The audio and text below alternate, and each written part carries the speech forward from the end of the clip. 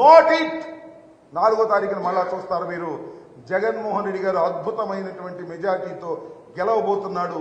Positive vote చాలా అద్భుతమైనది. చాలా మంది అంటున్నారు, ఏమండి పోయినసారి కన్నా పోలింగ్ బాగా పెరిగిందిగా, ప్రభుత్వ వ్యతిరేకత ఉంటుందని ఆశపడుతున్నారు వాళ్ళు. నేను మనవి చేస్తున్నా, 2014లో తెలంగాణలో కేసీఆర్ వచ్చాడు.